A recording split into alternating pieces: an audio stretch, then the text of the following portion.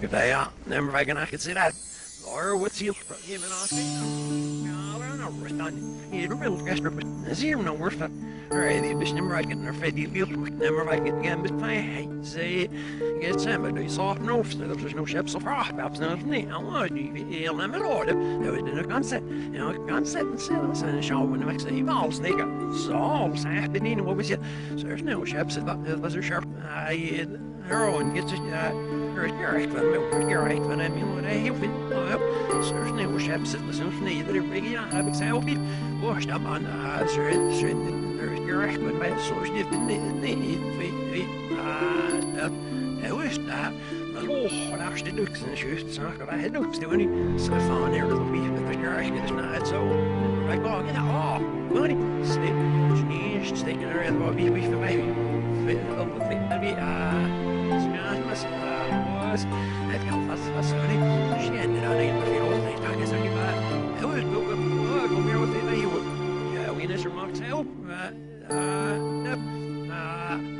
ik is er van de nooit is hier wat say we win that yeah niet so I don't know I remember my birthday that's when I was yeah I was remember I'm sure for your name is no gun sound shit last night it's with any I say there's Nick or not sitting on the Eastern name because now there's that's not certain on the ship yeah the ship things but it's certain not good now honey yes I there the you shot here he must have scared that you know what's your get out any second I have you know this yeah here you know that sure if we're roasting I get the shit yeah the now for that it's terrible shit there see you're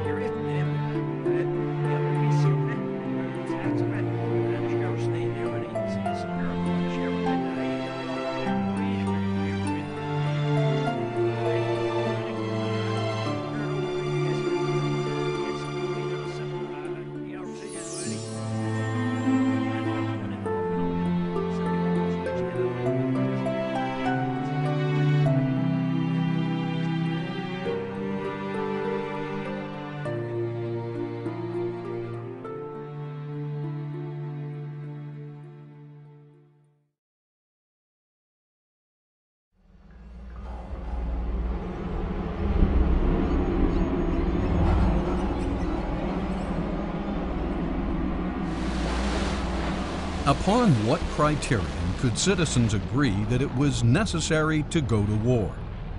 Surely a nation full of citizens with no common values would be confused. They may be totally free, but their confusion will make them short-lived, if not barbaric. And many civilizations prior to the United States were barbaric. That's why the American experiment is so important. That's why the rudiments that made America happen must be preserved.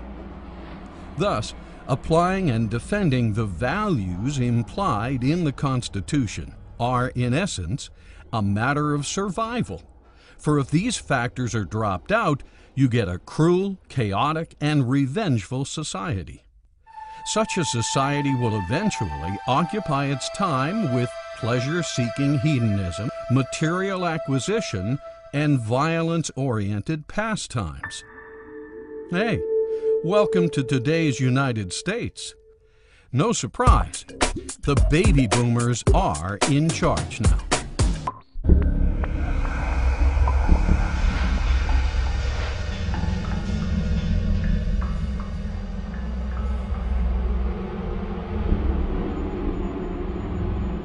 The United States has undergone a cultural, moral, and religious revolution. And a militant secularism has arisen in this country. It's always had a hold on the intellectual and academic elites.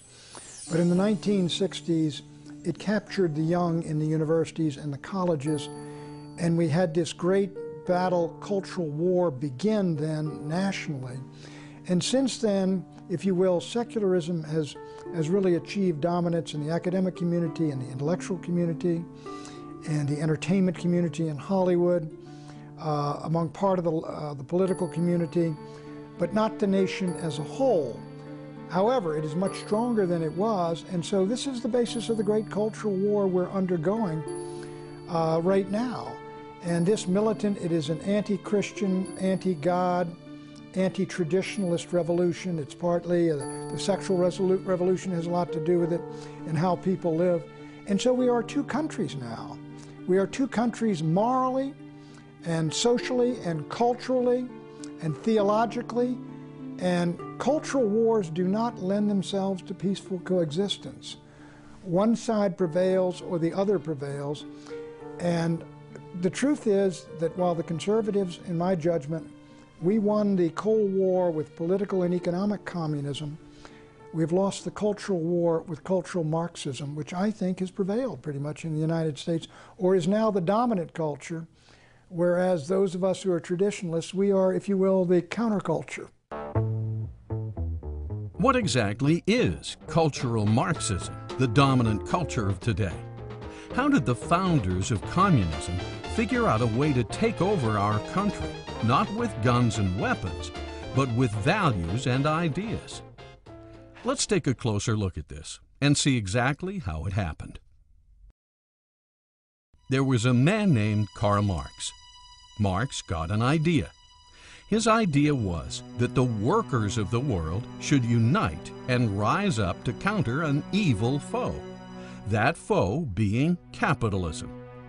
Capitalism, the idea that people and private companies should be able to own the means of production and be free to earn and have as much as they wished, was anathema to Marx.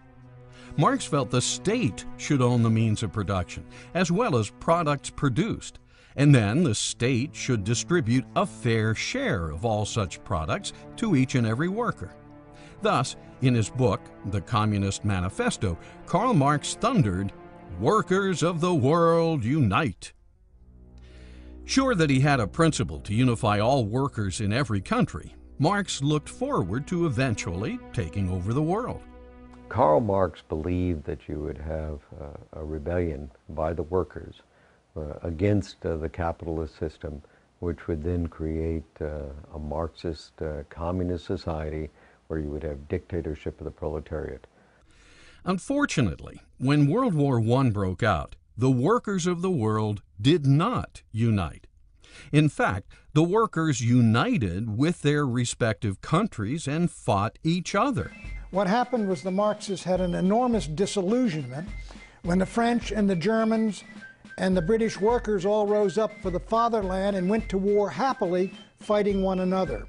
Marx's idea was a total failure. Workers were more loyal to their respective countries, churches, and cultural values than they were to their counterparts in other countries. They did not want to give up their houses, their cars, their stoves, their products. They did not want to have a classless society. They did not vote, and they didn't even have an overthrow. Some years after Marx failed, several of his disciples got a new idea on how to take over the world.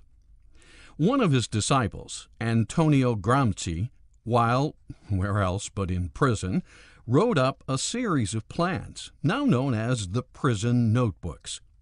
In this plan, Gramsci announced, "The workers of the world will unite only after the Long March is over." The Long March? In other words, they had to get into the culture and change the way of people's thinking. And if people were thinking about patriotism and nation and God and country, that was a mechanism which was too resistant to Marxism. It could never take hold. So you had to erode and destroy that in the individuals. That began what's called the Long March through the institutions, through the seminaries, through the churches, through the media, through Hollywood, and all the rest of it, to create an anti-Christian culture which would destroy the Christian beliefs and convictions in the vast majority of the people, so they would embrace the ideas of Marxism, and they would embrace the ideas that they had rejected, and they would be open to a takeover, basically, by Marxists. Now, not political Marxists, but cultural Marxists. Rather than workers uniting and marching into battle, thus seizing power through force, they would make a long march through the institutions. Institutions like the arts, cinema, theater, literature, schools, college, seminaries, newspapers, magazines,